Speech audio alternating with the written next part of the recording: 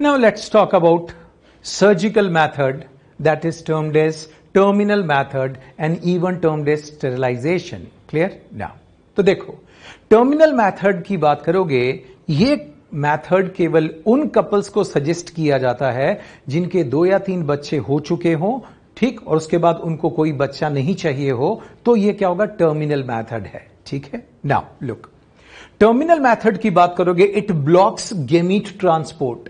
कैसे करेगा वो भी बताऊंगा।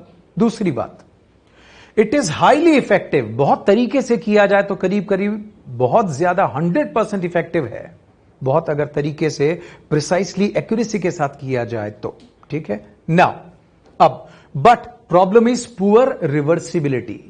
क्लियर? पुअर रिवर्सिबिलिटी मतलब मेल के अंदर वास्ट डिफरेंस को कट करके आपने बीच का सेगमेंट हटाकर और जो एंड्स होते हैं उनको सर्जिकल थ्रेड से टाई अप कर दिया, ठीक है ना। इसको वापस जोड़ने की बात करोगे, रीकैनुलाइजेशन की बात करोगे, वो इजी नहीं होता, तो इसकी बहुत बड़ी लिमिटेशन है कि this has poor reversibility. Clear? Now अब देखो, मेल के अंदर क्या होगा, वैसेक्टोमी, और फीमेल की बात करोगे तो we will talk about tubectomy. तो पहले let's talk about male. Now male के अंदर क्या किया जाएगा, ये स्क्रॉटल सैक वाला रीजन है कि नहीं, यहां की बात करोगे छोटा सा एक इंसिशन लगाकर, ठीक, ये आप बात करोगे वास्ट डिफरेंस। क्लियर? ये लूप आउट कर दिया जाता है, ठीक है, यहां पर इसको कट करके सर्जिकल थ्रेड से टाई अप कर दिया जाता है। क्लियर? अब देखो, स्पर्म का प्रोडक्शन कहां पर होता है, टेस्टिस के अंदर। कहां होगा, टेस्टिस के अंदर, और ये कहां जाएंगे, एपिडिडाइमिस। अब आपने ट्यूब को यहां से कट कर दिया तो क्या स्पर्म आगे जा रहा है, नो। तो आपने क्या किया, you have blocked gamete transport. किसको ब्लॉक किया, गेमीट ट्रांसपोर्ट। लेकिन टेस्टिस के अंदर क्या कंटिन्यू है, तो स्पर्मेटोजेनेसिस क्या रहेगा, कंटिन्यू रहेगा। Is this clear? नाउ अब जो स्पर्म की बात करोगे, बनते जा रहे लेकिन आगे नहीं पहुंच सकते अब, तो ये सारे के सारे जो स्पर्म बन रहे हैं ये एपिडिडाइमिस में ही एब्जॉर्ब होते जाएंगे, यहीं पर इनका क्या होगा, फैगोसाइटोसिस होता जाएगा। क्लियर? नाउ अब देखो, हार्मोन ट्यूब के थ्रू तो रिलीज नहीं होता, तो हार्मोन सीधा ब्लड में रिलीज होगा कि नहीं, तो टेस्टोस्टेरोन सीधा ब्लड में क्या होगा, रिलीज होता रहेगा, ठीक है, जैसे पहले हो रहा था। Is this clear? इसलिए टेस्टोस्टेरोन की कोई कमी यहां आ नहीं रही, तो मेल के अंदर लिबिडो, सेक्स डिजायर पर भी कोई फर्क नहीं पड़ेगा। तो हे गाइस, लिबिडो की बात करोगे, it remains unaffected. Clear? Now अब देखो, स्पर्म की बात करोगे तो let's talk about this ampulla part. Ampulla part में स्पर्म भरे पड़े हैं कि नहीं, यस। तो ध्यान दो बेटा, अगर किसी मेल में आज वैसेक्टोमी कर दी गई है और 5-7 दिन बाद, ठीक है, वो कॉइटस करता है, सेक्सुअल इंटरकोर्स करता है, तो क्या उसके सीमन में स्पर्म होगा, यस, क्योंकि अभी एम्पुला में स्पर्म भरे पड़े हैं मिलियंस में। Is this clear? तो जब जब वो क्या करेगा, कॉइटस करेगा, इजैकुलेशन होगा सीमन का, एम्पुला से स्पर्म रिलीज होते जाएंगे, होते जाएंगे, होते जाएंगे। फाइनली जब ये एम्पुला खाली हो जाएगा, it is free from sperm, तो पीछे से तो स्पर्म आ नहीं रहे, और ये भी क्या होगा बेटा, now it has become empty. Clear? After number of ejaculations ये क्या होगा, एम्पुला खाली हो गया कि नहीं। अब जब इजैकुलेशन होगा तो उसमें स्पर्म नहीं होगा, तो सीमन विदाउट स्पर्म, इसे आपने एक टर्म दी थी एजूस्पर्मिया। तो बताइए, वैसेक्टोमी के बाद फाइनली आप कौन सी कंडीशन लाना चाहते हैं मेल में, एजूस्पर्मिया। क्या लाना चाहते हैं, एजूस्पर्मिया। लेकिन मैंने बोला आज वैसेक्टोमी हुई और 7 दिन बाद अगर उसने कॉइटस किया, 10 दिन बाद कॉइटस किया, तो बताइए, ठीक, अब सीमन के अंदर स्पर्म होगा कि नहीं, यस, क्योंकि अभी एम्पुला में तो स्पर्म भरे हैं कि नहीं। इसलिए वैसेक्टोमी के बाद बेटा इमीडिएट एजूस्पर्मिया नहीं होता। रिमेंबर, एजूस्पर्मिया तो होगा बट इमीडिएट एजूस्पर्मिया नहीं होता। You got the point? तो वैसेक्टोमी से फाइनली क्या होगा, एजूस्पर्मिया, लेकिन इमीडिएट एजूस्पर्मिया नहीं होगा ना। स्पर्मेटोजेनेसिस कंटिन्यू रहेगा। आपने टेस्टिस को थोड़ी रिमूव किया है, ध्यान दो, गोनैड्स का रिमूवल कभी कॉन्ट्रासेप्शन में नहीं गिना जाता। हे, ऑर्किडेक्टोमी इज नॉट कॉन्ट्रासेप्टिव मेथड। ऊफेरेक्टोमी मतलब surgical removal of ovary, hysterectomy, तो ये मेथड की बात करोगे कॉन्ट्रासेप्शंस में नहीं आते हैं। Is this clear? नाउ अब सीमेन की बात करोगे, विदाउट स्पर्म होगा, दैट मींस एजूस्पर्मिया, और लिबिडो पर कोई फर्क नहीं पड़ेगा। तो जिस मेल के अंदर वैसेक्टोमी की गई है, ठीक है, उसे कम से कम कुछ दिनों तक, अबाउट अ मंथ, उसको कम से कम क्या होगा, अनप्रोटेक्टेड कॉइटस नहीं करना है, क्योंकि अभी उसके एम्पुला में क्या भरे पड़े हैं बेटा, sperm. Is this clear now? तो देखो, मेल के अंदर वैसेक्टोमी मैंने बताया, अब फीमेल की बात करेंगे, ट्यूबेक्टोमी। नाउ फीमेल के अंदर क्या किया जाता है, ट्यूबेक्टोमी। तो एक बार आप यहां ध्यान दें, दोनों फेलोपियन ट्यूब को यहां से बीच में से कट कर दिया, ठीक है ना, बीच वाला सेगमेंट हटा दिया गया और ये एक सर्जिकल थ्रेड से टाई अप कर दिया गया। Clear now? अब ध्यान दो, एफएसएच एलएच का टारगेट ऑर्गन कौन है, ओवेरी। तो बेटा ओवेरी के अंदर oogenesis मतलब फॉलिकुलर डेवलपमेंट कंटिन्यू करेगा कि नहीं, यस। तो ओवुलेशन होगा कि नहीं, यस। फेलोपियन ट्यूब में ओवा पहुंच भी गया। Is this clear now? अब स्पर्म, अगर कॉइटस हुआ तो स्पर्म आ भी गया, लेकिन आपने तो गैमीट के ट्रांसपोर्ट को ही ब्लॉक कर दिया, तो क्या स्पर्म और ओवा कभी मिलेंगे, नो। तो क्या फर्टिलाइजेशन होगा, नो। तो क्या फीमेल कभी प्रेग्नेंट हो पाएगी, no. Is this clear now? जब फॉलिकुलर डेवलपमेंट हो रहा था तो डेवलपिंग फॉलिकल से क्या सीक्रेट हो रहा था, एस्ट्रोजन, और बाद में कॉर्पस ल्यूटियम से क्या सीक्रेट होता, प्रोजेस्टेरॉन। तो जब एस्ट्रोजन काम कर रहा है, प्रोजेस्टेरॉन काम कर रहा है, तो एंडोमेट्रियम में चेंजेस आ रहे हैं कि नहीं, यस। लेकिन फर्टिलाइजेशन नहीं हुआ तो इंप्लांटेशन नहीं होगा, इंप्लांटेशन नहीं होगा तो एचसीजी नहीं आएगा। क्लियर? अब ध्यान दो, जब कॉर्पस ल्यूटियम का लेवल कम होगा, उस वक्त अगर एचसीजी आ गया तो कॉर्पस ल्यूटियम बचा रहेगा। एचसीजी नहीं आ रहा, एलएच कम होगा और अब कॉर्पस ल्यूटियम डीजनरेट होगा। इसका मतलब ब्लीडिंग, मतलब मेंस्ट्रुअल साइकिल के अंदर मेंसेस ब्लीडिंग भी होगी कि नहीं।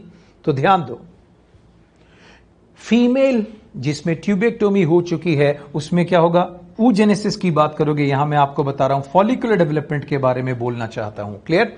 तो यहां फॉलिकुलर डेवलपमेंट होगा कि नहीं, यस। ओव्यूलेशन की बात करोगे, होगा कि नहीं, यस।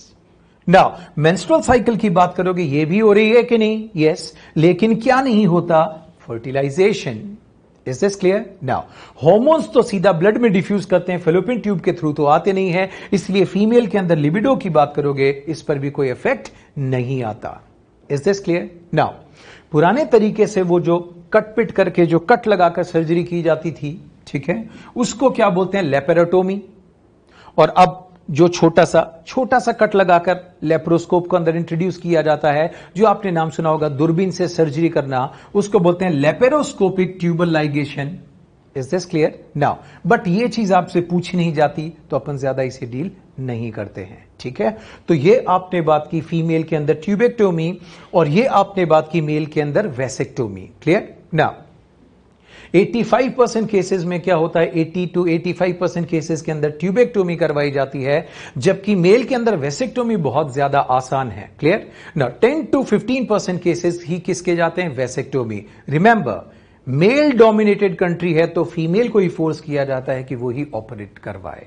Is this clear? तो यहां पर आपने क्या चीज के बारे में देखा, टर्मिनल मेथड, जिसको बोला सर्जिकल मेथड। क्लियरली मैंने आपको वैसेक्टोमी के बारे में बताया, और यहां पर आपने बात की ट्यूबेक्टोमी। ये आपने देखा ट्यूबेक्टोमी के बारे में। क्लियर? तो गोनेड्स का रिमूवल कभी कॉन्ट्रासेप्शन में कंसिडर नहीं किया जाता। क्लियर? नाउ अब अपन पढ़ते हैं एमटीपी के बारे में।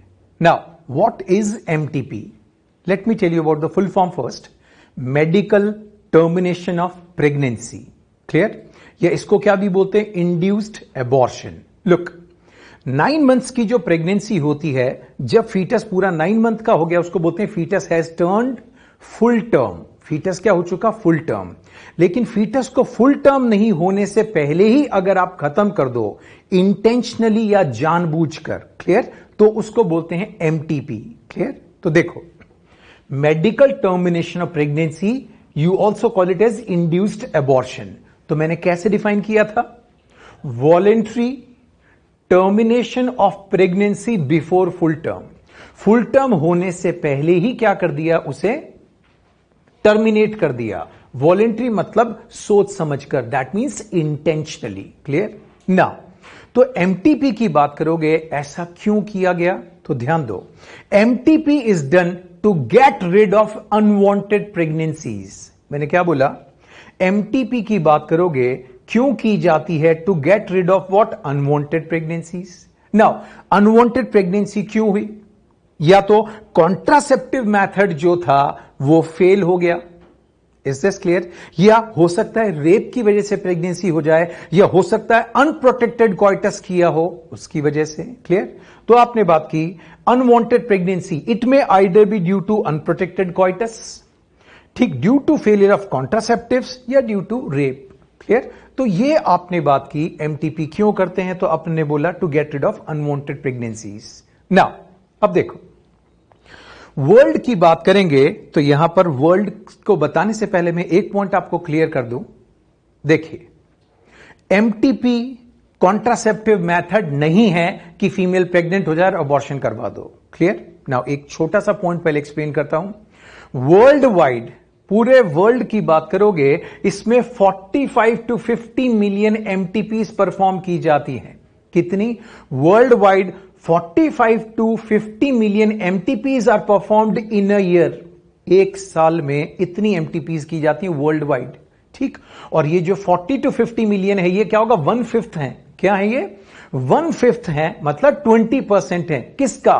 Total number of conceived pregnancy in a year. साल भर में पूरे वर्ल्ड में जितनी फीमेल प्रेग्नेंट होती हैं, उस टोटल प्रेगनेंसी का 20% की तो एमटीपी हो जाया करती है। Is this clear? हो जाया करती है का मतलब है कि ये क्या होगा? परफॉर्म करवा दी जाती है एमटीपीज। Is this clear? ठीक है। नाउ एमटीपीज के पीछे क्या रीजन है वो भी मैंने आपको बताया। Now look, when we are talking about MTP, तो इंडिया की बात बताता हूं आपको, ठीक। इंडिया के अंदर आपको बताता हूं, एमटीपी एक्ट सबसे पहले बनी 1971। तो 1971 में गवर्नमेंट ने एमटीपी को क्या कर दिया था? लीगलाइज कर दिया था। Is this clear? इसका क्या मतलब है? हर कोई अबॉर्शन करवा सकता है क्या? नो, कुछ कंडीशंस के साथ लीगलाइज किया था और बाकी सब कंडीशन में वो क्या था? बैंड। क्लियर? तो क्या कंडीशंस थी जब एमटीपी करवा सकते हैं? ध्यान दो बेटा, ठीक। अगर डेवलपिंग फीटस की वजह से मदर की जान को खतरा हो तो एमटीपी अलाउड है, ठीक। दूसरी बात, जो डेवलपिंग फीटस है उसके अंदर कोई क्रोमोसोमल डिफेक्ट है या कोई सीवियर मेटाबॉलिक डिसऑर्डर है जो करेक्ट नहीं किया जा सकता और वो क्या होगा? उसकी लाइफ के लिए थ्रेटनिंग है या आगे जाकर भी बहुत सीवियर प्रॉब्लम क्रिएट कर सकता है, तो भी एमटीपी अलाउड है। क्लियर? नाउ रेप की वजह से अगर कोई फीमेल प्रेग्नेंट हो जाती है तो भी एमटीपी अलाउड है, ठीक। Now socio economic condition, lower socio economic या पुअर सोशियो इकोनॉमिक कंडीशन, मान लो कोई गरीब कपल है जिसके 3 या 4 बच्चे ऑलरेडी हैं और अब वो फीमेल वापस प्रेग्नेंट हो गई, तो अलाउ किया जा सकता है, क्योंकि 3-4 बच्चों की अपब्रिंगिंग बड़ी मुश्किल पड़ रही है। एक और बच्चा आ जाएगा तो उसका ब्रॉटअप, उसे खिलाना पिलाना भी मुश्किल पड़ जाएगा। Is this clear? ठीक ना। अब एक कंडीशन की बात करोगे तो फेलियर ऑफ कॉन्ट्रासेप्टिव मेथड। अगर किसी फीमेल ने आईयूडी यूज किया उसके बाद भी वो प्रेग्नेंट हो गई तो भी कंसिडर किया जा सकता है। तो इन 4-5 कंडीशन में एमटीपी अलाउड है, बाकी सब में क्या कर दी गई? Ban. Is this clear? Now तो मैंने बोला एमटीपी एक्ट 1971 की बात करोगे, उसमें क्या क्या कंडीशन थी? If developing foetus is threat to mother, is this clear? तो दूसरी बात की, डेवलपिंग फीटस के अंदर कोई क्रोमोसोमल या सीवियर मेटाबॉलिक डिसऑर्डर है तो भी अलाउड है, ठीक। फेलियर ऑफ कॉन्ट्रासेप्टिव की बात करोगे, ठीक, कोई आईयूडी वगैरह यूज की, फेलियर ऑफ कॉन्ट्रासेप्टिव हुआ तो भी अलाउड है, या रेप की वजह से कोई फीमेल प्रेग्नेंट हुई है तो भी कंसिडर किया जाएगा, पुअर सोशो इकोनॉमिक कंडीशन है तो भी अलाउड है। Is this clear? नाउ अब देखो, ये मैंने आपको बताया 1971 की बात बताई थी। क्लियर ना। उसके बाद क्या होगा? ये गवर्नमेंट के रूल्स बुक्स में चलते रहे और कंडीशंस बहुत ज्यादा डिटीरियोरेट होती रही। ध्यान दो, मेल डोमिनेटेड कंट्री है इंडिया, ठीक है। यहां पर क्या होगा? जेंडर बायसनेस बहुत ज्यादा है। क्लियर? लड़का ही होना चाहिए, लड़की है तो क्या होगा? उसे टर्मिनेट कर दो। Is this clear? इस तरह की जो सोच होती है वो प्रॉब्लम क्रिएट करती है ना। फिर एमटीपी एक्ट 2017, एमटीपी एक्ट में अमेंडमेंट हुआ कब? 2017 के अंदर, और फिर कुछ कंडीशंस नई आई, ठीक। तो अमेंडमेंट के बाद एमटीपी एक्ट में क्या चेंजेस आए? तो ध्यान दो, विद इन 12 वीक्स अगर पहले 12 वीक के अंदर एमटीपी करवाई जा रही है तो ओपिनियन चाहिए एक आरएमपी की, रजिस्टर्ड मेडिकल प्रैक्टिशनर की क्या होगा, ओपिनियन चाहिए। Is this clear? नाउ बच्चा अगर I mean to say foetus more than 12 weeks, 12 week से ज्यादा का है लेकिन 24 वीक से थोड़ा कम है, तो यहां पर 2 आरएमपी की ओपिनियन चाहिए। Is this clear?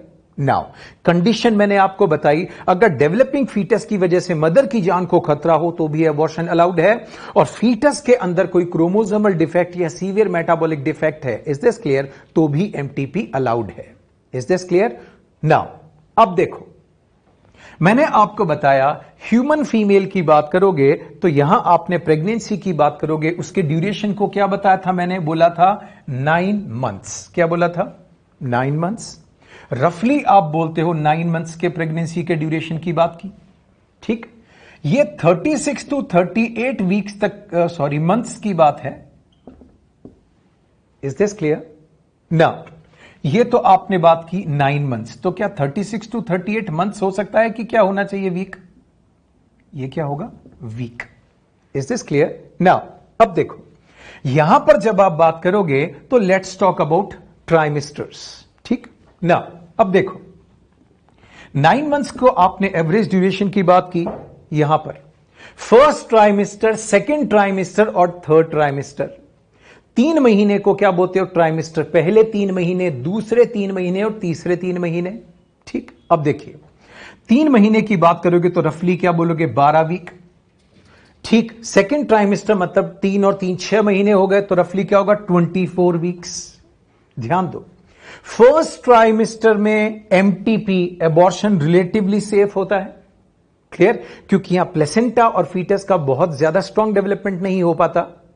लेकिन सेकेंड ट्राइमेस्टर में इट बिकम्स मोर रिस्कियर, क्योंकि यहां प्लेसेंटा का भी अब डेवलपमेंट हो गया और फीटस भी काफी डेवलप हो गया। Is this clear? और थर्ड ट्राइमेस्टर की बात करोगे, अलाउड ही नहीं है MTP. Is this clear? Now अब देखो, एमटीपी की बात करोगे तो फर्स्ट ट्राइमेस्टर में मैंने क्या बोला, रिलेटिवली सेफ। ये टेबलेट्स की बात करोगे उनको भी यूज करके हो जाएगा। यहां क्या होगा, थोड़ा सर्जिकल प्रोसीजर का क्या होगा, रिक्वायरमेंट होगा। अब देखो, एमटीपी थ्रेट क्यों है, क्योंकि अनक्वालिफाइड क्वैक्स, झोला छाप लोग क्या होगा, एमटीपी कर डालते हैं, तो वो क्या होगा, बहुत बड़ा थ्रेट हो जाता है। Is this clear? नाउ देखो, एबॉर्शन की बात करोगे तो ये नेचुरल होता है और ये क्या होगा, इंड्यूस्ड होता है। अगर नेचुरल एबॉर्शन हुआ है तो आपने नाम सुना होगा miscarriage, clear. Now induced abortion की बात करोगे तो इंड्यूस्ड एबॉर्शन भी क्या, 2 तरह का, एक आपने बात की लीगल और एक क्या होगा, इल्लीगल। लीगल की बात करोगे तो इसको आपने नाम दिया एमटीपी, और इल्लीगल की बात करोगे तो ये तो आपको पता ही लग रहा है इल्लीगल मतलब क्या है। प्रॉब्लम क्या बताई थी मैंने, अनक्वालिफाइड क्वैक्स मतलब झोला छाप इसको करते हैं, तो इट बिकम्स लाइफ थ्रेटनिंग, क्योंकि डॉक्टर की बात अलग होती है और अनक्वालिफाइड लोगों की बात अलग होती है। Is this clear? नाउ अब देखो, now let's talk about quick recall. आपको बताता हूं, एमटीपी की बात करोगे, इसको बोला आपने इंड्यूस्ड एबॉर्शन, ठीक है। इसका मतलब मेडिकल टर्मिनेशन ऑफ प्रेगनेंसी, ठीक। क्यों कर रहे हैं, इंटेंशनली किया जा रहा है, फीटस को 9 मंथ्स तक नहीं होने दिया जा रहा है, उससे पहले इसको इंटेंशनली खत्म कर रहे हैं, ठीक है। नाउ क्यों कर रहे हैं, to get rid of unwanted pregnancies, ठीक है। ये किस लिए हो सकता है अनवांटेड, या तो अनप्रोटेक्टेड क्वार्टर्स की वजह से कंसीव कर गई फीमेल या प्रेग्नेंट हो गई, या फेलियर ऑफ कॉन्ट्रासेप्टिव मेथड की वजह से फीमेल क्या होगा, कंसीव कर गई, या रेप की वजह से फीमेल कंसीव कर गई या प्रेग्नेंट हो गई, ठीक है। Now worldwide 45 to 50 million MTPs perform की जाती हैं साल भर में। पूरे वर्ल्ड में 45 टू 50 मिलियन प्रेगनेंसीज को अबॉर्ट किया जाता है, ठीक है, मतलब एमटीपी कर दिया जाता है, ठीक है। नाउ ये कितनी है, 1/5 है किसकी, टोटल कंसीव्ड प्रेगनेंसी। तो साल भर में पूरे वर्ल्ड में जितनी फीमेल प्रेग्नेंट हुई है उसका 1/5 अबॉर्ट हो जाता है, अबॉर्ट कर दिया जाता है। तो ये आपने बात की, इतनी एमटीपीज परफॉर्म कर दी जाती हैं, ठीक। नाउ अब देखो, एमटीपी एक्ट सबसे पहले इंडिया में कब आया, 1971 के अंदर आया। क्या क्या कंडीशंस थी, अगर फीटस, डेवलपिंग फीटस की वजह से मदर की जान को खतरा है तो एमटीपी अलाउड है। फीटस में कोई सीवियर मेटाबॉलिक डिफेक्ट या क्रोमोसोमल डिफेक्ट है तो अलाउड है। कॉन्ट्रासेप्टिव मेथड फेलियर की वजह से अगर फीमेल प्रेग्नेंट हुई है, फेलियर ऑफ कॉन्ट्रासेप्टिव मेथड, तो भी एमटीपी अलाउड है। रेप की वजह से प्रेगनेंसी हो गई फीमेल के अंदर, फीमेल प्रेग्नेंट हो गई, तो भी अलाउड है। और सोशियो इकोनॉमिक बैकग्राउंड की बात करोगे, ये जो मैंने आपको समझाया था, तो इन बेस पर अलाउ किया गया था। ठीक ना, अब देखो फर्स्ट ट्राइमेस्टर या पहले 3 महीने, ठीक है ना, या 12 वीक्स, तो यहां पर इसको क्या मानते हैं, एमटीपी को रिलेटिवली सेफ। सेकेंड ट्राइमेस्टर की बात करोगे, दैट मींस 3 और 3 ये 6 महीने हो गए कि नहीं, तो रफली आपने बोला 24 वीक्स, यहां आपने बात की इट बिकम्स मोर रिस्कियर। और थर्ड ट्राइमेस्टर में नहीं की जाती एमटीपी। ना एमटीपी एक्ट 2017 की बात करोगे, इसमें अमेंडमेंट हुआ, क्या कंडीशन थी, विद इन 12 वीक्स अगर पहला ट्राइमेस्टर है और एमटीपी की जानी है तो एक डॉक्टर या एक रजिस्टर्ड मेडिकल प्रैक्टिशनर की ओपिनियन जरूरी है। लेकिन 12 वीक से ज्यादा और 24 वीक से कम, मैंने क्या लिखा, more than 24 weeks but fewer than more than 12 weeks but fewer than 24 weeks, तो कितनों की ओपिनियन चाहिए, 2 आरएमपी की ओपिनियन चाहिए। Is this clear? नाउ जब इतनी बात मैंने आपको बताई है तो एक पॉइंट और बता देता हूं। लुक, एक ड्रग की बात करते हैं जिसको बोलते हैं एबॉर्शन ड्रग। क्लियर? इसका नाम है माइफेप्रिस्टोन। क्लियर? इसको बोलते हैं RU486। क्या बोलते हैं इसको, RU486। इसी को बोलते हैं फ्रेंच ड्रग। क्या बोलते हैं इसको, फ्रेंच ड्रग। कैसे काम करेगी, तो यह है एंटी प्रोजेस्टेरॉन। कैसी है ये, एंटी प्रोजेस्टेरॉनिक ड्रग है, प्रोजेस्टेरॉन के एक्शन को रोक देगी। तो बताइए प्रेगनेंसी मेंटेनिंग हार्मोन कौन था, प्रोजेस्टेरॉन, और इसका एक्शन भी कैसा है, एंटी प्रोजेस्टेरॉन। क्लियर? ठीक। नाउ तो मिफेप्रिस्टोन को क्या बोला, एबॉर्शन ड्रग। क्या बोला इसे, एबॉर्शन ड्रग। तो ये अपन ने इंपॉर्टेंट पॉइंट्स देखे एमटीपी के बारे में। नाउ अब बात करते हैं बेटा एमनियोसेंटेसिस के बारे में। ठीक, तो इसके बारे में आपको बताता हूं। एमनियोसेंटेसिस की बात करोगे, इसको बोलते हैं एमनियोटिक फ्लूइड टेस्ट भी बोलते हैं। क्लियर? इसमें क्या किया जाता है और क्यों किया जाता है, इसके बारे में देखते हैं। Look, 14 to 16 weeks of pregnancy की बात करोगे, तब यह क्या होगा, टेस्ट किया जाता है। इसमें क्या करते हैं, प्रेग्नेंट फीमेल की बात करोगे तो ध्यान दो, मैंने आपको पहले भी बताया था, ये फीटस है, foetus is surrounded by amnion. Amnion और फीटस के बीच में क्या मिलेगा, एमनियोटिक फ्लूइड। इस एमनियोटिक फ्लूइड में कुछ फीटल सेल्स भी होते हैं जो इधर उधर स्कैटर्ड हैं। ठीक ना, यहां सर्जिकल नीडल को इंजेक्ट किया जाता है और ये यूएसजी गाइडेड नीडल है। कैसी है ये, यूएसजी, अल्ट्रासोनोग्राफी की बात करोगे, ठीक है, तो यूएसजी गाइडेड नीडल को अंदर इंसर्ट किया जाता है। क्लियर? ना इसमें से थोड़ा सा एमनियोटिक फ्लूइड विड्रॉ कर लेते हैं। तो आपने क्या चीज विड्रॉ की, एमनियोटिक फ्लूइड। ठीक, जैसा मैंने आपसे बोला था, एमनियोटिक फ्लूइड में क्या मिलेंगे, फीटल सेल्स मिलेंगे और कुछ डिसॉल्व्ड सब्सटेंसेस। ठीक ना, जो आपने फ्लूइड लिया उसमें क्या है, फीटल सेल्स। अब देखो, अगर ये आपको एक्सपेरिमेंट रिपीट करना पड़ गया तो बार बार प्रिक तो करना नहीं पड़ेगा। ठीक, तो बार बार प्रिक नहीं करना पड़े इसलिए क्या किया, जब आपने एमनियोटिक फ्लूइड लिया तो इन सेल्स को क्या होगा, कल्चर मीडियम पे क्या किया आपने, कल्चर, ताकि सेल्स का नंबर ज्यादा हो जाए। ठीक, अगर आपको एक्सपेरिमेंट रिपीट करना पड़ा तो आपके पास अब ये सेल्स अवेलेबल होंगे ना। अब एक सेल को लिया और आपने क्या होगा, स्लाइड पर रखा। ठीक, सेल क्या हो गया, रप्चर हो गया, और अब इसमें से आपको क्या मिले, क्रोमोसोम्स। ठीक, तो क्रोमोसोम्स को आप यहां देख सकते हैं। ठीक है, नॉर्मल ह्यूमन बीइंग के अंदर कितने क्रोमोसोम होने चाहिए, 46। ठीक है ना, 46 से कम है तो भी एबनॉर्मेलिटी है, 46 से ज्यादा है तो भी एबनॉर्मेलिटी है। Is this clear? ना तो इससे कई तरह के सिंड्रोम्स के बारे में आप पता लगा सकते हैं।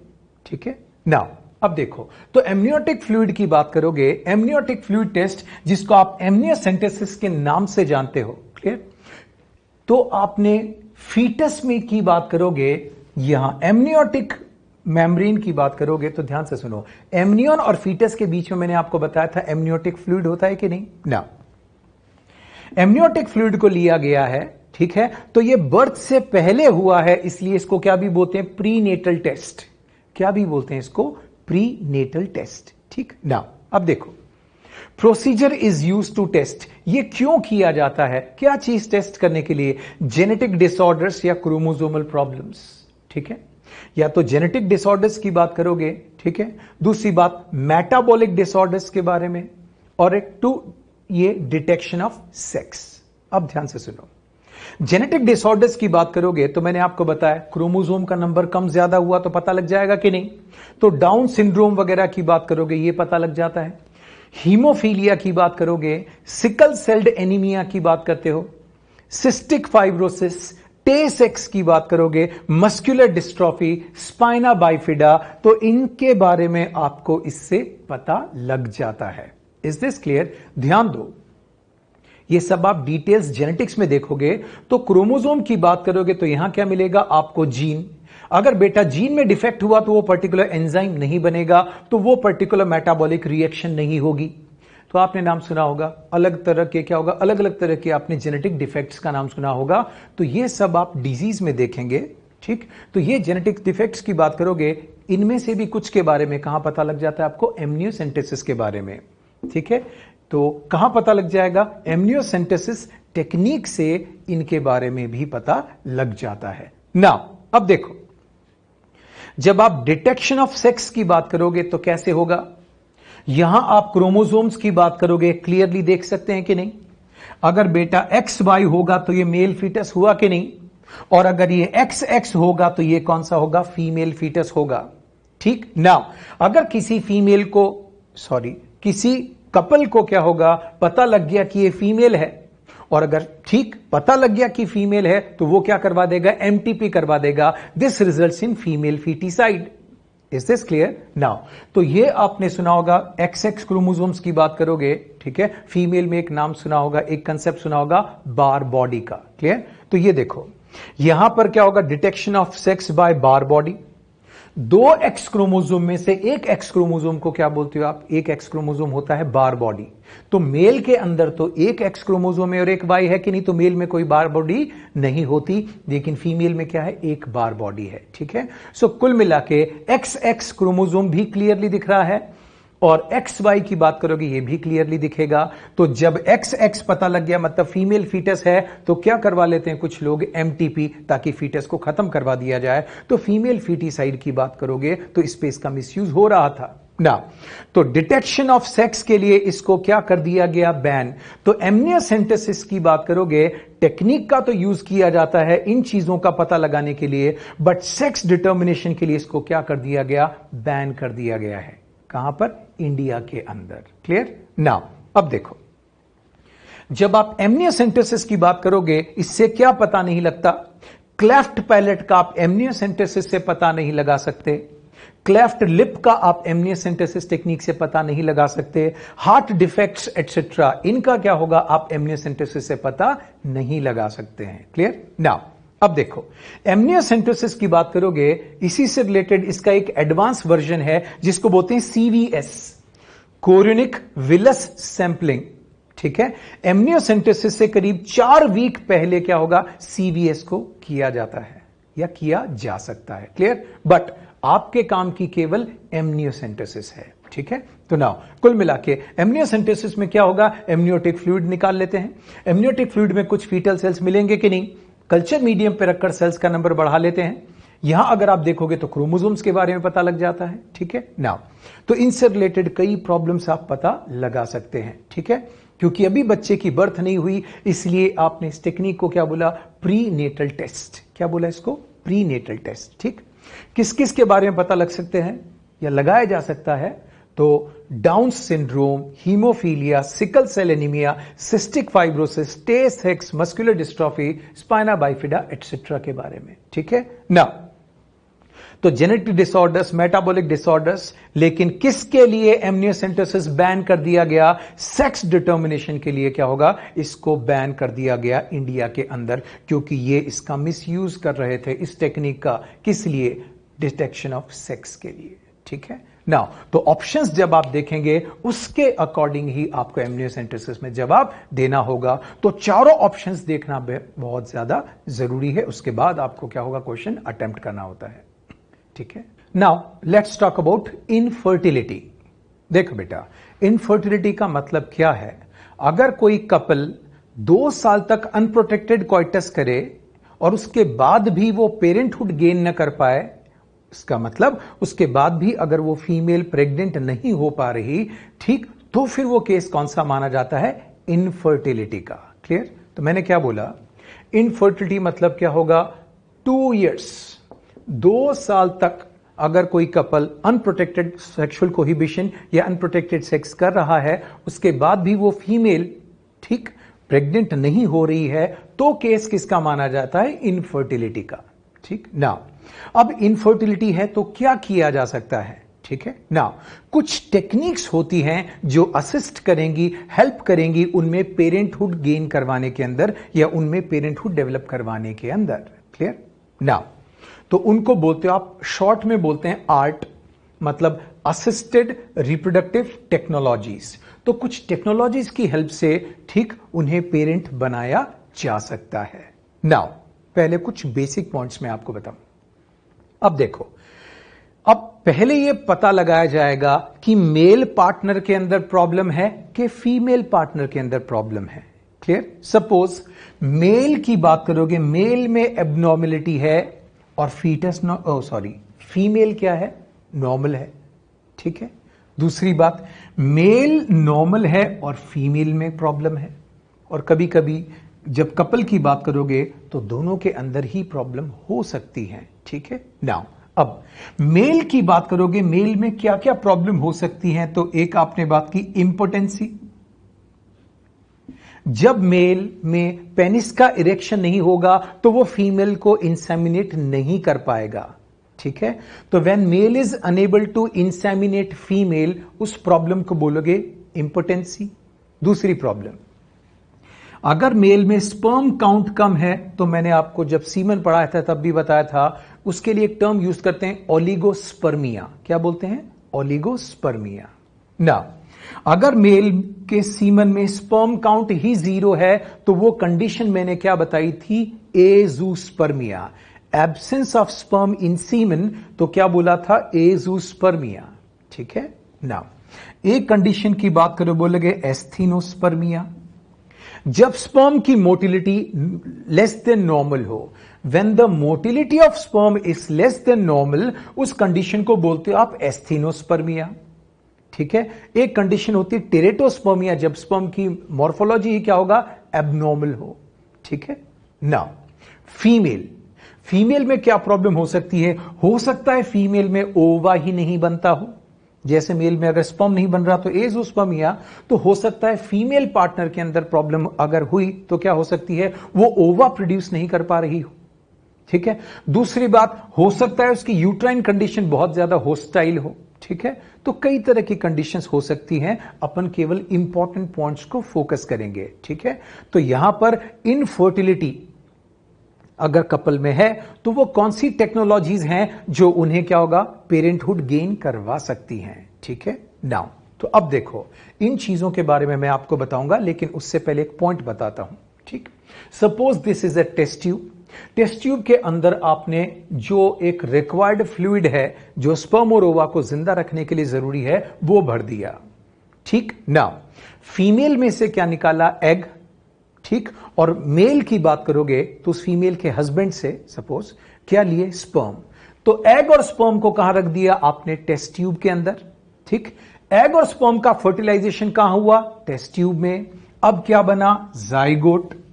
जाइगोट के बाद 2 सेल स्टेज आएगी, 4 सेल स्टेज आएगी, 8 सेल स्टेज आएगी, 16 सेल स्टेज आएगी, फिर 32 सेल स्टेज आएगी। Is this clear? ध्यान से सुनिए। बिकॉज फर्टिलाइजेशन टेस्ट ट्यूब में हुआ है, यह तो आपको समझ में आ रहा है। ठीक है? लेकिन क्या फीटस या एम्ब्रियो का डेवलपमेंट टेस्ट ट्यूब में हो सकता है? क्या प्लेसेंटा का फॉर्मेशन टेस्ट ट्यूब में पॉसिबल है? नो। तो जब फर्टिलाइजेशन फीमेल की बॉडी के बाहर आप करवा रहे हैं इस आर्टिफिशियल कंडीशन के अंदर, तो इस तरह से जो भी डेवलपमेंट आप करवाएंगे उन सबको बोलोगे टेस्ट ट्यूब बेबी। क्या बोलेंगे उनको? Test tube baby. तो ध्यान से सुनो। लुक, ये फीमेल की यूट्रस है और ये फीमेल में क्या होगा? Fallopian tube. तो ध्यान दो, जाइगोट से लेकर 8 सेल स्टेज, मतलब आपने बोला early embryo. Early embryo up to 8 cell stage को कहां भेजेंगे? फैलोपियन ट्यूब में। कहां पर? अप टू 8 ब्लास्टोमियर स्टेज केवल कहां भेजोगे? फैलोपियन ट्यूब में। Is this clear? लेकिन अगर एम्ब्रियो की बात करोगे 16 या 32 सेल स्टेज में भेजना है तो उसको कहां सेंड किया जाना चाहिए? यूट्रस में। कहां पर? यूट्रस में। तो ध्यान दो, 16 टू 32 सेल स्टेज कहां जाएगी? यूट्रस। बट 8 या 8 से कम, I mean to say up to 8, ठीक, embryo up to 8 cell stage कहां भेजे? फैलोपियन ट्यूब में। अगर आपने 16 सेल स्टेज को फैलोपियन ट्यूब में भेज दिया तो एक्टोपिक इंप्लांटेशन की मुसीबत आ जाएगी। Is this clear? 16 ऑनवर्ड्स, 16 से लेकर आगे तक की जो स्टेज है, मतलब 16 के बाद 32 आई कि नहीं, तो इसको केवल कहां भेजा जाएगा? यूट्रस में। कहां सेंड करेंगे? यूट्रस में। ठीक ना। अब देखो, मैंने आपको बोला असिस्टेड रिप्रोडक्टिव टेक्नोलॉजीज की बात करोगे, ठीक, यहां पर मैं आपको 2 पॉइंट्स के बारे में बताता हूं। एक होता है इन विट्रो फर्टिलाइजेशन, जब फर्टिलाइजेशन बॉडी के बाहर आर्टिफिशियल कंडीशन के अंदर हो, सपोज टेस्ट ट्यूब के अंदर जो मैंने आपको बताया, तो इसको बोलते हैं इन विट्रो फर्टिलाइजेशन। ठीक है। लेकिन जब स्पर्म और ओवा का फर्टिलाइजेशन, स्पर्म और ओवा जब फीमेल की बॉडी के अंदर जाकर मिलते हैं तो बोलोगे इन वाइवो। तो मैंने क्या बोला? When fertilization is inside the female body तो बोलोगे in vivo, but when fertilization is outside female body, ठीक है, तो इसको बोलोगे इन विट्रो। इन विट्रो को शॉर्ट में क्या बोलते हैं? आईवीएफ। ठीक है। तो जब जब फर्टिलाइजेशन टेस्ट ट्यूब में होगा, यहां पर एक वर्ड यूज करोगे आप, टेस्ट ट्यूब बेबी। नाउ अब देखो, इन विट्रो के अंदर कौन कौन सी कंडीशंस में आपको बताता हूं। पहला बता रहा हूं जिफ्ट। क्या बोल रहा हूं? जिफ्ट। जिफ्ट का फुल फॉर्म देखो, जाइगोट इंट्रा फैलोपियन ट्रांसफर। क्या बोला मैंने? जिफ्ट का क्या फुल फॉर्म बताया? Zygote intra fallopian transfer. इसका मतलब जाइगोट को कहां भेज रहा हूं? फैलोपियन ट्यूब में भेज रहा हूं। Is this clear? Hey guys, Z का मतलब क्या है? जाइगोट। तो ध्यान दो, जाइगोट और early embryo up to 8 blastomere, इसे कहां भेजा जाना चाहिए? फैलोपियन ट्यूब में। कहां? Fallopian tube. ध्यान दो, जब फर्टिलाइजेशन बॉडी के बाहर हुआ, बोला था इन विट्रो, ठीक है, तो जाइगोट या अर्ली एम्ब्रियो की बात करोगे, कहां भेजा आपने? फैलोपियन ट्यूब में। रिमेंबर, फर्टिलाइजेशन बॉडी के बाहर हुआ तभी तो आपने अर्ली एम्ब्रियो को फैलोपियन ट्यूब में भेजा। Is this clear? इसका मतलब इन विट्रो मतलब क्या होगा? Outside female body. फर्टिलाइजेशन तो बाहर हो चुका था, बाकी स्टेज की बात कर रहे हैं, तो अप टू 8 कहां भेजा आपने? Fallopian tube. नाउ अब बात करते हैं आईयूटी।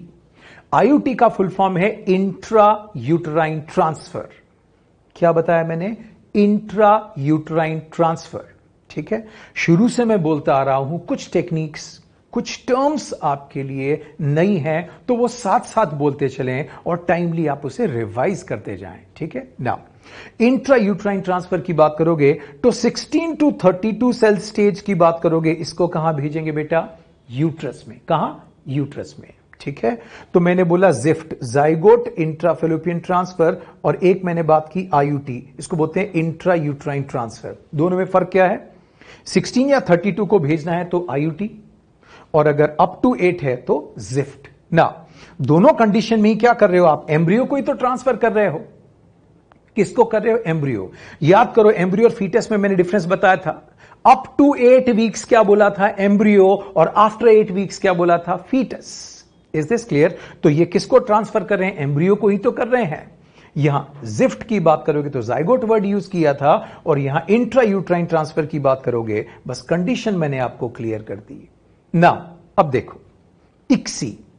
इक्सी का फुल फॉर्म है इंट्रा साइटोप्लाज्मिक स्पर्म इंजेक्शन। क्या बोला? Intra cytoplasmic sperm injection. इसका मतलब यह चीज आपको समझ में आ रही होगी कि स्पर्म को सीधा ओवम के अंदर इंजेक्ट कर दिया। यस, सही समझे। नाउ इंट्रासाइटोप्लाज्मिक स्पर्म इंजेक्शन की कंडीशन आपको बताऊं, जब प्रॉब्लम एस्थेनोस्पर्मिया की हो। एस्थेनोस्पर्मिया मतलब स्पर्म जिंदा है लेकिन मोटिलिटी नॉर्मल से काफी कम है, तो उस कंडीशन को बोलते हैं एस्थेनोस्पर्मिया।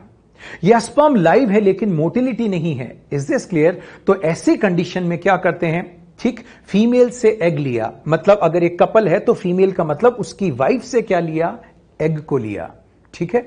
माइक्रोपिपेट से उसको होल्ड किया। देखो एग को आप सिंपल नेकेड आई से तो देख नहीं सकते हो, तो ये सारे के सारे प्रोसेस कैसे चलेंगे, माइक्रोस्कोपिक। क्लियर? तो ये एग को लिया जाता है, इसको इमोबिलाइज करते हैं, मतलब ठीक, इमोबिलाइज करना मतलब होल्ड कर लिया, जैसा था वैसा ही। अब एक स्पर्म को, जो मेल था, मतलब इसके हस्बैंड की बात करोगे, इसके सीमन में से एक लाइव स्पर्म को लिया और एग की बात करोगे ओवम के अंदर इंजेक्ट कर दिया। Is this clear? तो इसको बोलते हैं आप इंट्रासाइटोप्लाज्मिक स्पर्म इंजेक्शन। अब क्या होगा, इसके बाद या तो आप जिफ्ट कर दोगे या फिर क्या कर दोगे, आईयूटी कर दोगे। तो ये एक स्पेशल कंडीशन है जिसको बोलते हो आप इक्सी, इंट्रासाइटोप्लाज्मिक स्पर्म इंजेक्शन।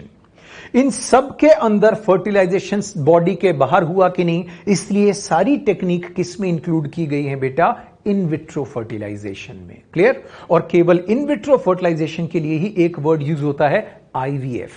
ठीक, नाउ अब देखो असिस्टेड रिप्रोडक्टिव टेक्नोलॉजीज के बारे में मैंने आपको इन विट्रो बताया, तो ये सारे केस कौन से हैं, टेस्ट ट्यूब बेबी के।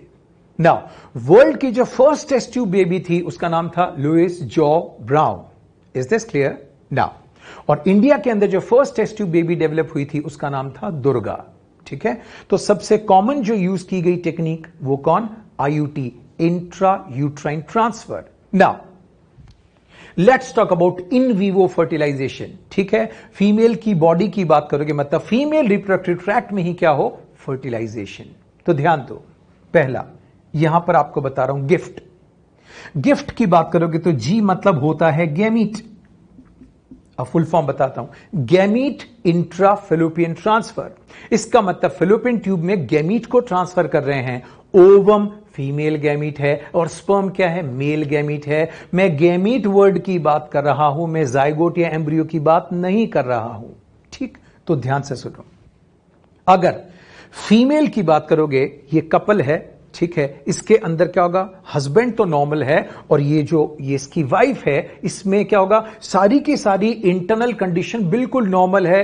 ठीक है, सब कुछ नॉर्मल है, लेकिन एग प्रोड्यूस नहीं कर रही। क्या नहीं प्रोड्यूस कर रही, एग। ठीक, तो सेकंड फीमेल जो एग डोनेट करने को तैयार है, उसमें से क्या लिया जाएगा, ओवम को ले लिया जाएगा। ठीक है ना, ओवम लेने के बाद, ठीक, इस लेडी के मतलब इस हस्बैंड, ये जो हस्बैंड है इसकी वाइफ के फेलोपियन ट्यूब में क्या ट्रांसफर कर देंगे, ओवम। क्या करेंगे, ओवम। और इसके हस्बैंड के स्पर्म की बात करोगे, ये भी कहां रिलीज कर देंगे, फेलोपियन ट्यूब में। तो ध्यान दो, करते क्या है, जो डोनर लेडी है उससे क्या ले लिया, ओवम ले लिया। ठीक, डोनर से तो ओवम लिया, और ये जो वाइफ है इसके हस्बैंड से क्या लिया, सीमेन, स्पर्म रिलीज कर दिया। लेकिन यहां फर्टिलाइज नहीं हुआ, फर्टिलाइजेशन से पहले ही ओवम और स्पर्म का मिक्सचर कहां डाल दिया, ठीक है, ये जो हस्बैंड है इसकी वाइफ की फेलोपियन ट्यूब के अंदर। Is this clear? तो बताइए फर्टिलाइजेशन फेलोपियन ट्यूब में हुआ कि नहीं, यस। तो जब फीमेल बॉडी के अंदर फर्टिलाइजेशन हो तो आपको टर्म क्या यूज करनी होती है, in vivo fertilization. Is this clear? Now तो बताइए गिफ्ट टेक्निक की बात करोगे तो कब यूज की, when female do not produce ova but provide suitable environment for fertilization. ठीक, तो ये ओवा प्रोड्यूस तो नहीं कर पा रही लेकिन फर्टिलाइजेशन के लिए सुटेबल एनवायरमेंट दे रही है। Is this clear? तो यहां पर आपने टर्म यूज की गिफ्ट, गैमीट इंट्राफेलोपियन ट्रांसफर। तो ध्यान दो, ओवम की बात करोगे और इसके साथ स्पर्म, स्पर्म और ओवम का मिक्सचर कहां डाल दिया बेटा, फेलोपियन ट्यूब में। ये मिक्सचर की बात करोगे, बनाया है और इसको फेलोपियन ट्यूब में ट्रांसफर किया है। मैं फिर बोल रहा हूं, फर्टिलाइजेशन का मौका नहीं दिया टेस्ट ट्यूब के अंदर होने का। फर्टिलाइजेशन कहां, फीमेल की बॉडी के अंदर होगा, इसलिए टेक्निक कौन सी आ गई, इन वाइवो। ठीक, नाउ अब देखो फीमेल की बात करोगे, फीमेल नॉर्मल है लेकिन हस्बैंड के अंदर प्रॉब्लम आ गई। ठीक, क्या प्रॉब्लम है, ओलिगोस्पर्मिया। जब मेल के अंदर स्पर्म काउंट काफी कम है, ठीक है, तो क्या करते हैं, पहला आर्टिफिशियल इंसेमिनेशन। क्या करेंगे, आर्टिफिशियल इंसेमिनेशन। ठीक ना, ये लेडी है, इसके हस्बैंड से क्या होगा, सीमन को लिया जाएगा और कहां, वेजाइना में रिलीज कर दिया जाता है। Is this clear? ठीक है, या डीप यूट्रस में रिलीज कर दिया जाएगा। कहां रिलीज कर दिया जाएगा? यूट्रस में। इसको बोलते हैं इंट्रा यूटराइन इंसेमिनेशन। फिर बोल रहा हूं, IUI का मतलब इंट्रा यूटराइन इंसेमिनेशन और AI मतलब आर्टिफिशियल इंसेमिनेशन। ठीक है ना। तो ओलिगोस्पर्मिया, स्पर्म काउंट नॉर्मल से काफी कम है, तो क्या बोला? ओलिगोस्पर्मिया। इसमें कौन सी टेक्निक यूज की आपने? Artificial insemination. दूसरी बात, ठीक, फीमेल नॉर्मल है लेकिन उसके हस्बैंड के अंदर प्रॉब्लम है इंपोटेंसी। किसकी? Impotency. Clear? Due to the failure of erection of penis, this husband is not able to inseminate her wife. Is this clear? तो ऐसी कंडीशन के अंदर भी कौन सी टेक्निक यूज की जाएगी? AI। ठीक, तो इंपोटेंसी की कंडीशन में AI, ओलिगोस्पर्मिया की बात करोगे इसमें भी AI मतलब artificial insemination. Is this clear? Now अब देखो, फीमेल की बात करोगे, फीमेल नॉर्मल है, हस्बैंड की बात करोगे कोइटस भी कर पा रहा है, सेक्सुअल इंटरकोर्स भी कर पा रहा है, लेकिन प्रॉब्लम इसके अंदर क्या आई? एजूस्पर्मिया। इसके सीमन में स्पर्म नहीं है, तो कितनी भी बार कोइटस करे ये फीमेल प्रेग्नेंट नहीं हो पाएगी। तो ऐसी कंडीशन में क्या होगा? स्पर्म डोनर की बात करोगे वो यूज करना पड़ेगा। क्लियर? ठीक है, तो स्पर्म बैंक भी होते हैं। ठीक है, तो वहां से क्या होगा? सीमन को लिया जाता है। तो स्पर्म डोनर की बात करोगे, इससे क्या मिला? ठीक, अब ये स्पर्म डोनर की बात करोगे, ये लिया और फीमेल में क्या कर दिया? Artificial insemination. Is this clear?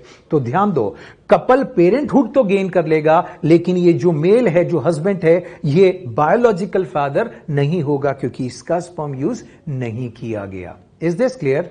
तो बेटा एजूस्पर्मिया कंडीशन के अंदर डोनर ही चाहिए होगा, जबकि इंपोटेंसी और ओलिगोस्पर्मिया में आप क्या टेक्निक यूज करेंगे? Artificial insemination. Clear? Asthenospermia, sperm की बात करोगे, स्पर्म लाइव है लेकिन मोटिलिटी नॉर्मल से काफी कम है, तो जिस टेक्निक पर आपको जाना पड़ेगा वो है ICSI, intracytoplasmic sperm injection. Is this clear? Now अब देखो, फीमेल ओवा प्रोड्यूस नहीं कर पा रही, तो आपने बोला गिफ्ट, गैमीट इंट्राफेलोपियन ट्रांसफर। ठीक है, नाउ अब देखो, कभी कभी फीमेल की यूट्राइन कंडीशन बहुत ज्यादा होस्टाइल होती है, तो ये फीमेल बार बार कंसीव करी लेकिन मिसकैरेज हो जाएगा। ठीक है, तो जब फीमेल की यूट्राइन कंडीशन सपोर्ट नहीं कर पा रही, तो ऐसी कंडीशन में केवल एक ऑप्शन बचता है, and that is surrogate mother. कौन सा है? Surrogate mother. क्लियर? इसका मतलब क्या होगा? ये कपल है, इसकी वाइफ का एग लिया जाएगा, इसके हस्बैंड के स्पर्म से फर्टिलाइज किया जाएगा और किसी सेकंड लेडी से बात की जाएगी। अगर वो प्रेग्नेंट होने को तैयार है तो उसकी यूट्रस में क्या कर दिया जाएगा? इसे इंप्लांट कर दिया जाएगा। Is this clear? तो ध्यान दो, जीनोटाइप इस कपल का होगा, उसकी यूट्रस में केवल बेबी का डेवलपमेंट हो रहा है। Is this clear? तो वो सेकंड लेडी क्या है? सरोगेट मदर, जिसको बोलते हो आप रेंटेड यूट्रस, किराए की यूट्रस। Is this clear? ठीक, तो यहां पर आपने सरोगेट मदर का भी कंसेप्ट देखा। Is this clear? नाउ अब देखो, इनफर्टिलिटी के बारे में शॉर्ट में आप रिवीजन देखें। अगर कोई कपल 2 साल तक अनप्रोटेक्टेड सेक्स करता है, उसके बाद भी क्या होगा? वो पेरेंटहुड गेन नहीं कर पाते। ठीक है ना? वो कपल की बात करोगे तो फीमेल प्रेग्नेंट नहीं हो पा रही, तो केस को क्या बोला? इनफर्टिलिटी। ना, इनफर्टिलिटी की बात करोगे तो आपके पास कौन सी टेक्निक है? तो इनको बोलते हैं आप असिस्टेड रिप्रोडक्टिव टेक्नोलॉजीज की यूज से आप उस कपल को पेरेंटहुड गेन करवा सकते हैं। ठीक, नाउ असिस्टेड रिप्रोडक्टिव टेक्नोलॉजीज में मैंने आपको 2 बात बताई। एक बताया इनविट्रो फर्टिलाइजेशन, जब स्पर्म और ओवा का फ्यूजन फीमेल की बॉडी में नहीं, बाहर कहीं आर्टिफिशियल कंडीशन मतलब टेस्ट ट्यूब में करवा दिया जाए, तो बोलते हैं इनविट्रो फर्टिलाइजेशन, जिसको आप बोलते हो बेटा IVF। दूसरा इन वाइवो फर्टिलाइजेशन, जब स्पर्म और ओवा का फ्यूजन या फर्टिलाइजेशन फीमेल की बॉडी के अंदर हो, तो उसको बोलते हैं in vivo. Now in vitro के अंदर मैंने आपको बताया जिफ्ट, जिफ्ट का फुल फॉर्म क्या बताया? Zygote intrafallopian transfer. तो फर्टिलाइजेशन कहां हुआ? टेस्ट ट्यूब में हुआ। ठीक, early embryo up to 8 blastomere अब कहां सेंड कर दें अगर आप फेलोपियन ट्यूब में, तो उसको बोलोगे जिफ्ट। लेकिन 16 या 32 कंडीशन में भेजना हो तो फेलोपियन ट्यूब में भेजने की गलती हरगिज नहीं करेंगे। कहां भेजेंगे? उसे यूट्रस में। क्लियर? तो उसको बोलते हैं इंट्रा यूट्राइन ट्रांसफर। तो कुल मिला के एम्ब्रियो बॉडी से बाहर बन रहा है कि नहीं, आप एम्ब्रियो को ही ट्रांसफर कर रहे हो, तो ये टेक्निक क्या है, एम्ब्रियो ट्रांसफर है। Is this clear? अब एक स्पेशल टेक्निक, जब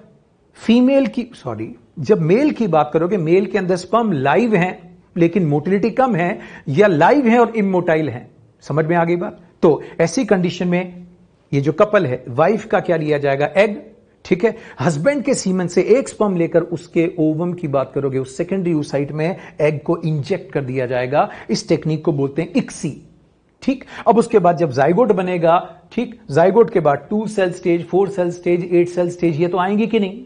तो इक्सी के बाद या तो अब आप इसको फेलोपियन ट्यूब में ट्रांसफर कर दो एम्ब्रियो को, या फिर यूट्रस में कर दो। दोनों की कंडीशन में आपको बता ही चुका हूं, ठीक है ना। अब देखो, इन विवो फर्टिलाइजेशन की बात करोगे तो फर्टिलाइजेशन फीमेल की बॉडी के अंदर हो तो आप बोलोगे इन विवो, क्लियर? तो देखो, गिफ्ट क्या बोला, हस्बैंड नॉर्मल है लेकिन फीमेल की बात करोगे ये ओवा प्रोड्यूस नहीं कर रही, बाकी सारी कंडीशन नॉर्मल है कि नहीं? तो किसी सेकंड लेडी जो ओवा डोनेट करने को तैयार है, उससे ओवा लिया, इस फीमेल के फेलोपियन ट्यूब में डाल दिया, और इसके हस्बैंड के स्पर्म भी कहां, फेलोपियन ट्यूब में डाल दिए। तो मैंने बोला स्पर्म और ओवा का मिक्सचर कहां डाल दिया गया, फेलोपियन ट्यूब में। Is this clear? तो फर्टिलाइजेशन फीमेल की फेलोपियन ट्यूब में हुआ, इसलिए बोला इस कंडीशन को आपने बोला गिफ्ट, और ये किस में रखा गया, इसको इन वाइवो के अंदर, ठीक है ना। अब देखो, आर्टिफिशियल इंसेमिनेशन, अरे सीमन को वेजाइना में रिलीज किया है तो स्पर्म और ओवा तो फीमेल की बॉडी की बात करोगे तो फर्टिलाइजेशन फीमेल की बॉडी में हो रहा है कि नहीं, मतलब फीमेल रिप्रोडक्टिव ट्रैक्ट में। अब स्पर्म की बात करोगे, सीधा यूट्रस में भी अगर आपने रिलीज कर दिया तो भी फर्टिलाइजेशन फीमेल की बॉडी में ही हो रहा है। तो जिफ्ट हो, चाहे आर्टिफिशियल इंसेमिनेशन हो, चाहे इंट्रा यूट्राइन इंसेमिनेशन हो, यह कंडीशन कहां रखी जाएगी, इन वाइवो। कहां रखी जाएगी, इन वाइवो, क्लियर ना। इंपोटेंसी की कंडीशन में मेल कोइटस नहीं कर पा रहा, ठीक है, तो फीमेल मेल से क्या करेंगे, सीमन इजैकुलेट करवा लेंगे, ठीक है, और उस सीमन को लिया जाएगा और उसकी वाइफ के वेजाइना में रिलीज कर दिया जाएगा। इसको बोलते हैं आर्टिफिशियल इंसेमिनेशन, ठीक है ना। ओलिगोस्पर्मिया, हस्बैंड में स्पर्म काउंट कम है, ठीक है, तो भी क्या करेंगे, यहां पर यूट्राइन इंसेमिनेशन करवा देंगे या इंट्रा यूट्राइन इंसेमिनेशन करवा सकते हैं, ठीक है। तो ये मैंने आपको आउटलाइन सारी बता दी। रिमेंबर, जब मैं इधर होता हूं तो स्क्रीनशॉट बेटा इधर का ले लिया करो, और जब मैं इधर आ जाता हूं तो स्क्रीनशॉट इधर का ले लें, ठीक है। लेकिन सबसे इंपॉर्टेंट है जो बोला जा रहा है वो समझना सबसे ज्यादा इंपॉर्टेंट है, ठीक है, और साथ में रिवीजन भी, ठीक है। तो यहां तक अपन ने सारी बात इनफर्टिलिटी की कर ली।